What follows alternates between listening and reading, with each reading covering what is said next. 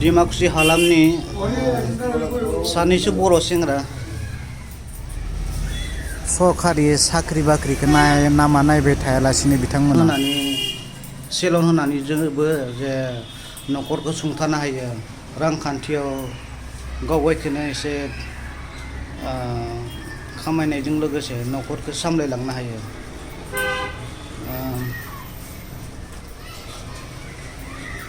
गुवाहाटी, बेंगलर, गुजरातफोर बायदि जायगायाव थाङालासिनो गावगायनि लकेल जायगायावबो जे सेलन बायदि सेलनफोर बायदि फिसा फिसा खुद्र दखानफोर होनानै जानो हायो। बेनि मोनसे एग्जाम्पल बिथांमोनानो दखानखौ साबना हाबना खालामनानै सेलनजोंबो सेलन खानाय सिननानैबो गावगायखौ सुंथानो हादों। बेयो जाबाय डिमाकुसिनि गोबां मानसिफोर दङ।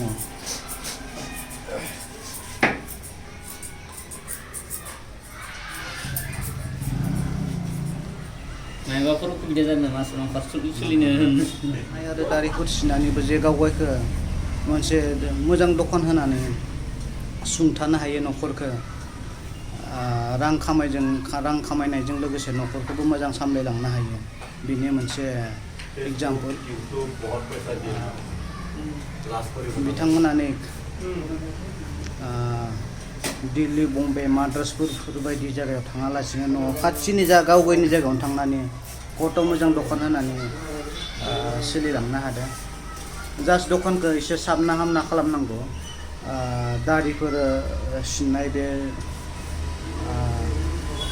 टावेलफोरखौ एसे मोजां साफा सुब्लानो मानसिफोरा जायो। गोबां मानसि दङ, मानसिफोरानो जनानै वेटिंआव दंलायलायबाय थायो खानाय सिननो।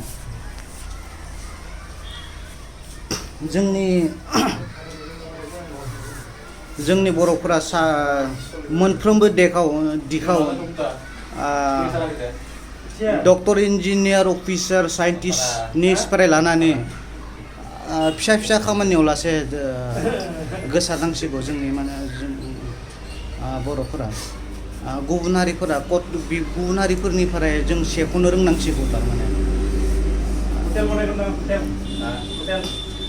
हमनानै ला मिस्ट्रि, खानाय सिननाय, कारपेन्टार बेफोरबायदि खामानियावबो जोंनि सोलोंनांसिगौ। खारन बेफोरावबो बहुद खामानि थायो, फैसा दङ। आं दा बे समाव सासे खानाय सिनगिरि बिथांनिफ्राय आङो फंनैसो मिथिना लागोन। बिथाङा खानाय सिनगासिनो दङ। मानसि इमान हेन्डसाम,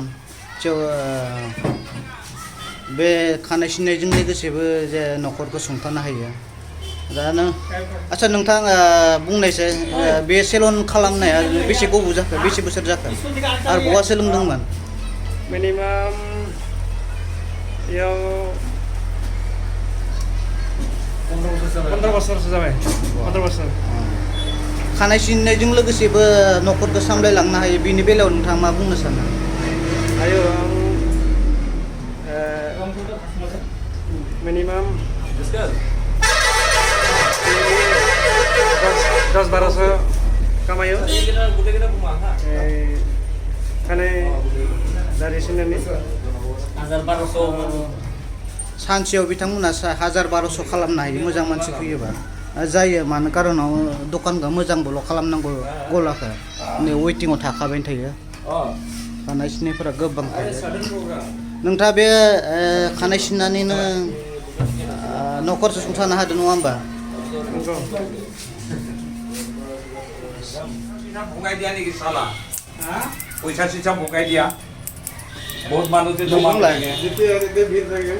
सेलनखौ नों बहा सोलोंदोंमोन आरो बेसे जाखो? आं सेलनखौ सोलोंनाया मथा मथि आंनि सोलोंनाया दिनै 5 बोसोरसो जाबाय। 5 बोसोरसो रानिं जाबाय आरो आं बे खामानिखौ हमनाया।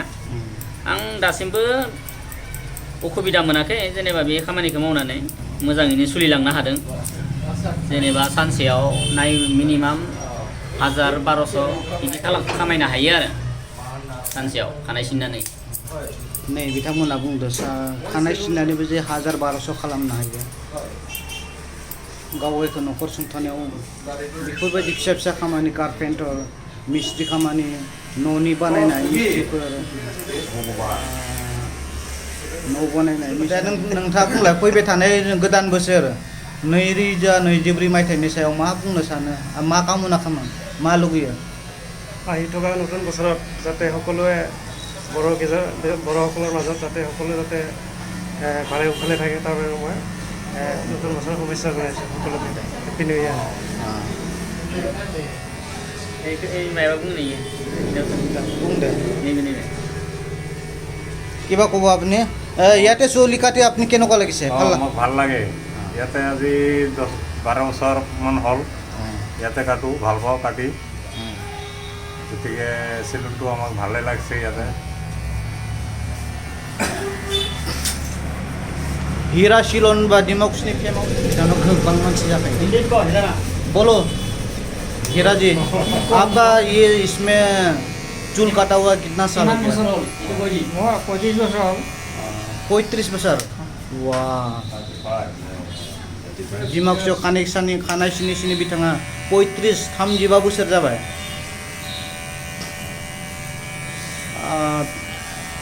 चूल ये वगैरह काट के भी तो मतलब घर द्वार संसार चला सकता है ना बोलिए आप दिन में कितना कमा लेता है दिन में 800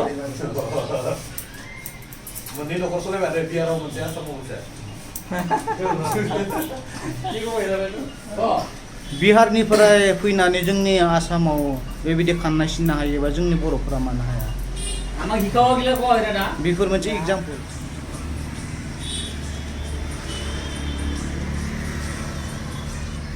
बिसोरनिफ्रायनो सोलोंनानै बिसोरनि खामानिखौ सेख'नो हानाय जानांसिगौ जोंनि बर'फोराबो बे खानाय सिननायफोरबायदिनो गोबां खामानि दंबावो जेरै फिसा फिसा जानो हागौ खिन्थु बेफोरावबो फैसा दङ जेरै मबाइल रिपेयारिं खालामनाय साइकेल दखान होनानै साइकेल रिपेयारिं खालामनाय टिभि रेडिअ मेकारनिफोर मिस्ट्रि कारपेन्टार लहा लहि बनायनाय सेखा रुवा बनायनाय सेरहालु बनायनायनि कामार